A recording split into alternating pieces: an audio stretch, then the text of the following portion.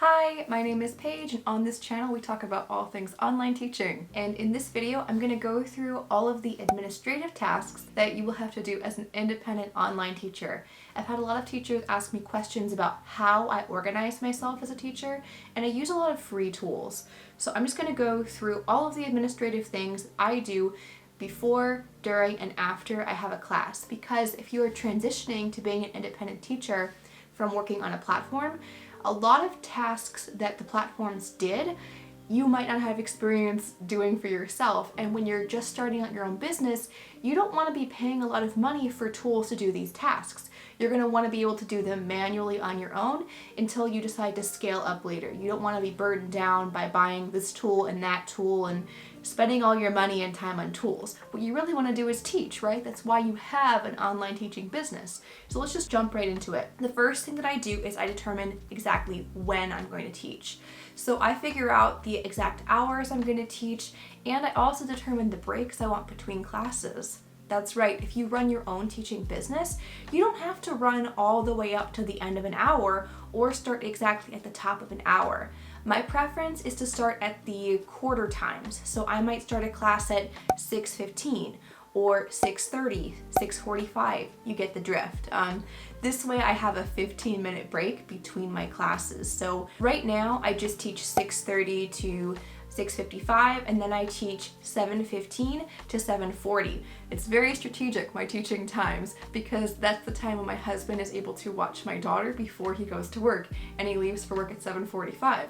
And I don't want to spend every morning in my house teaching by myself, never seeing my husband before work, so I have a 15-minute break between classes, and then I'm also available to attend to things like my baby. I have a 6-month-old daughter, so I can be available between classes if I really need to. Remember, it's your business. You make it work for you. Pick the hours that are best suited for you. Of course, they have to be suitable for your client, but why set yourself up to have back-to-back classes if you would rather have a break? Just something to think about. Just know that also determining your schedule takes some time, and don't be afraid to change things up a bit. It's all fine. It's your business. Feel free to experiment. Number 2 is I then match my students to my available times.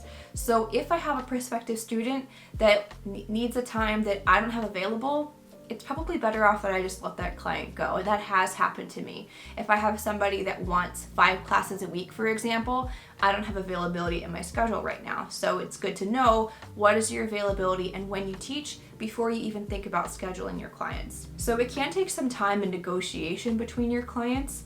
So on platforms, in my experience, the negotiation process was even harder because I had to schedule classes during the class time, and I would hit the slots and they wouldn't see it sometimes. It was kind of a nightmare. So at least when you run your own business, you can have a back and forth, and you can actually be in contact with who you're trying to schedule with. And once you decide the time, they don't have to compete with anyone.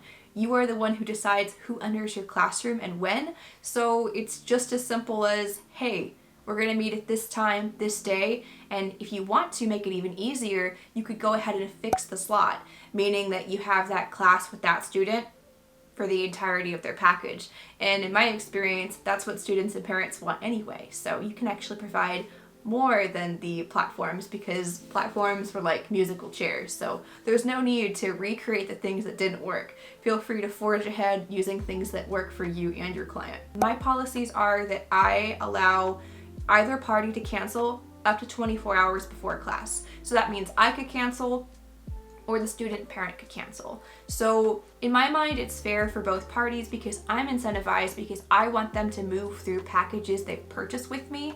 It doesn't help me if I'm constantly having a student reschedule, and it doesn't help the student if the teacher is always canceling. So both parties are incentivized to work through the packages, but this removes the stressful element of either party being overly concerned and going through class when there's an emergency. I should not be teaching if I have a tornado going through my neighborhood, for example. The students should not be taking class if they're worried about flooding, or maybe they're sick. It goes both ways. So when you run your own business, you're allowed to be flexible on a small scale.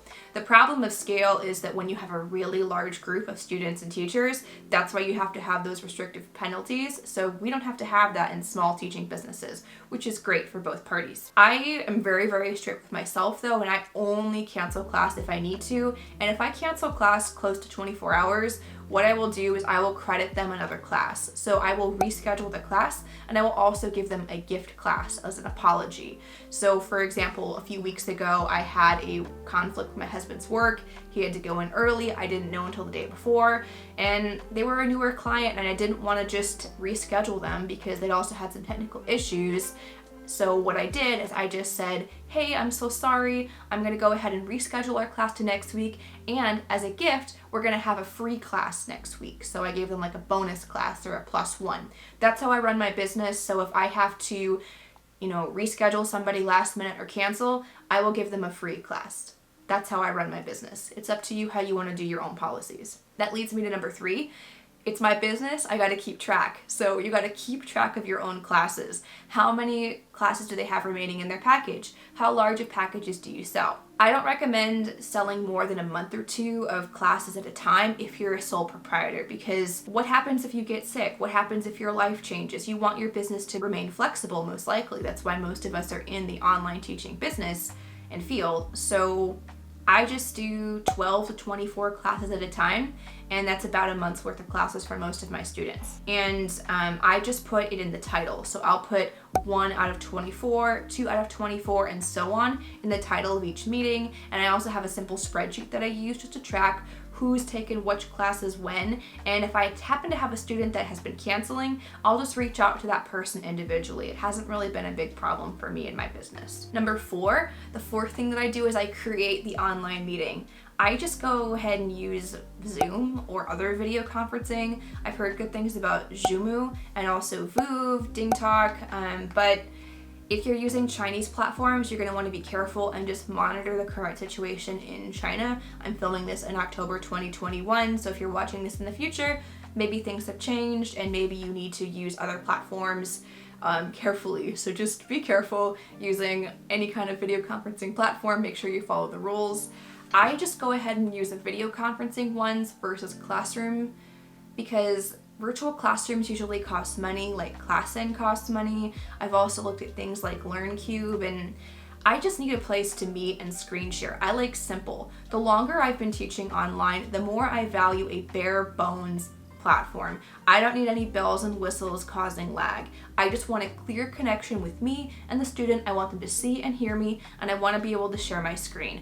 Anything else is a bonus. If I can annotate on top, perfect. I can make pretty much anything work so long as the connection is stable. And in my experience, the more bells and whistles a platform has, the less stable it can be. And a lot of times my students might not have the best of internet connections, so it's better to have a lean and easy to use video conferencing platform. And if I'm not tied to like having everything loaded into a platform, then if we have a technical problem, I could use a backup system, or I could just give them a video call for that class and I wouldn't be too frazzled by it. So those are also free. So if you have 25-minute classes, most video conferencing platforms are going to let you just use a free account. So that's a way you can save yourself some money by not spending money on the video conferencing platform. Once I have the link for my meeting, I go ahead and I take that link and I put it right into a calendar event. That leads me to number 5. The 5th step is to create that calendar event. You have to make sure that it's the right date, the right time. Mind your time zones. I've made that mistake. I usually just put everything in my local time zone, and then it'll translate into their local time zone on their end when you create a calendar event. Calendar events are universal. All kinds of email systems use them.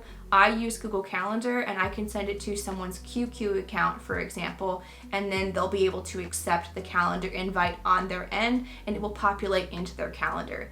This is another reason why I just use video conferencing and send them links in a calendar invite, because I found that when I used ClassN, which was its own separate app, they didn't always get reminders pushed to them about class.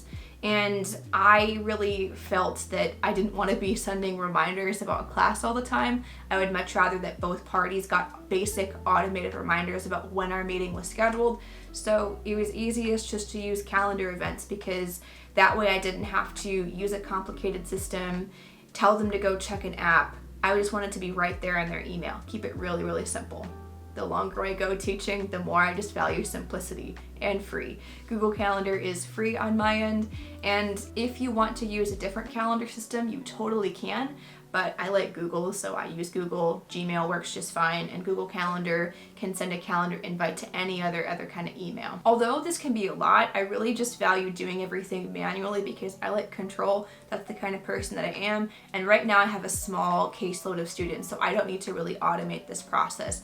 I just do it all in a big batch once per week. The sixth thing that I do is I plan my lessons. Finally, I've gotten my admin work out of the way. I know who I'm teaching, when I'm teaching them, where I'm meeting them, and it's finally time to plan a lesson. This step could be very, very involved if you're making your own lessons, but I just use Reading A to Z. I have another video all about how I use Reading A to Z to plan lessons, and I'll link that below. So number 6 is plan your lessons. And then I send the book and materials with Reading A to Z directly to them, as well as the calendar invitation. So I use calendar, email, and I just send attachments because I find that sending links, although it's convenient on the teacher's end to send links to things, sometimes links don't load, sometimes the link changes, sometimes it just isn't friendly to the user on the other end. So I keep things simple and I just send attachments of files directly. Number 7 is I email the lesson plans. So I just send the files directly. I also send a quick template about what we're gonna do what day. So Monday, we're meeting at this time, we're gonna do X, Y, and Z, and I just keep it simple and to the point. And I find that by just saying what I do when each week, that's sufficient enough. I don't need to overload my clients with information day by day. So I do weekly lesson plans. I send one big email per week, and in that email I have the plans every week, feedback for how the student's doing so far, and I also attach the files of the materials that we're going to use for our lesson. So I like to send this about Thursday or Friday of the week. Right now I teach Monday through Thursday. I take Friday mornings off as my planning day, and then I send all the materials on Fridays so that my students and families have the materials to look over the weekend before. I've received feedback from my clients that they prefer to have things at the beginning of the weekend so they can take some time to just review, because they're busy with school and work during the week, just like we're busy with school and work during the week. So if I was a parent, I would want to have the whole weekend to review things with my kid and catch up on my email. So I just send it once per week, Thursday night, Friday night my time, and that way they have the whole weekend to review. Finally, this leads me to step 8, and that's finally time to teach a class. So I've done all the steps, 7 steps, and step 8 is to teach that class. Whether it's 25 minutes, 40 minutes, whatever it is, I teach that class. Step 9 is to send feedback. I send feedback daily through the RazKids app, like simple voice memos, and then I send long-term feedback through email. So we have a log of our conversations. And then step number 10 is to repeat. I repeat these steps for every class, for every student on a weekly basis.